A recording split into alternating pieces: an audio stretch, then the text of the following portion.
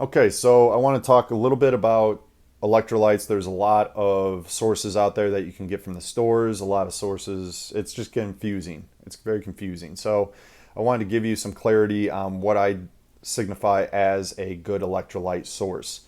So as I mentioned in the previous module, sodium from quality salts. I don't recommend just getting table salt because it's removing the minerals and the key micronutrients that create a holistic approach to hydration and health overall. But also, you want to get good sources of magnesium and potassium. So, specifically, potassium citrate is very, very different than potassium bicarbonate. Now, you're going to look in at ingredients on the store, you're going to look at ingredients on electrolyte products, and you're going to see it has potassium, magnesium, sodium. But what's important is the form of that potassium, magnesium, and sodium. Sodium chloride is very simple. It's salt, and it's sodium and chloride combined together, right? Potassium needs to be combined to something for your body to actually absorb and utilize it. And potassium bicarbonate is not really a good usable form. You're only going to absorb a very small amount of it. Versus potassium citrate, when it's attached to an amino acid, the micronutrient of protein, when it's bound to citrate, it is going to absorb more readily into your body, and you're going to be able to utilize it much more, which is going to improve performance, improve health, improve all functions. So you can the sources that I've listed here contain the right types of potassium, magnesium, sodium, of course. The same thing with magnesium.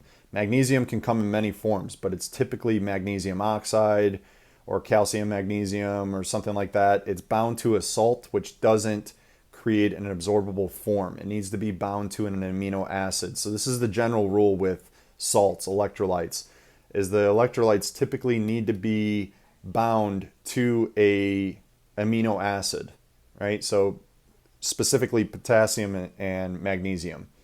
So you got potassium citrate bound to an amino acid, and then you have magnesium, and it needs to be bound to magnesium glycinate, magnesium biglycinate. So it's anything with an NAT at the end or an ATE at the end is typically an amino acid. So you could have magnesium threonate, you could have magnesium glycinate, you could have magnesium malate, you could have the fly wants to get in this. You could have any of these amino acids bound together to the salt is going to make it a usable form. So that's just the general rule to electrolytes. If you see an electrolyte drink or powder and it has magnesium bicarbonate or magnesium oxide, you want to avoid those. You want to get a quality source so that you're utilizing it. And these guys use a lot of marketing tactics to make it sound good. It's got magnesium, it's got potassium in it, but they're not digging deep enough, nor are they investing the money and resources to get the quality product. So you want to invest your money and time and energy into the right resources, the companies and the brands that put the right foot forward to properly enhance your health and well-being. So I give you a couple resources that I find are quality and that you can just order online and stock up. It's good flavor. It helps with hydration if you had a problem with a tasteless fluid. You know, some people just don't like the taste of water because it has nothing. Well, this can help re-energize and incentivize you to drink more because it tastes something other than water.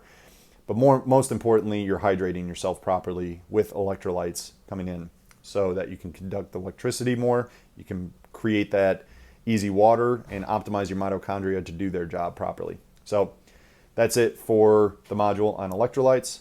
Thanks for tuning in. Let me know if you have any questions. Take care.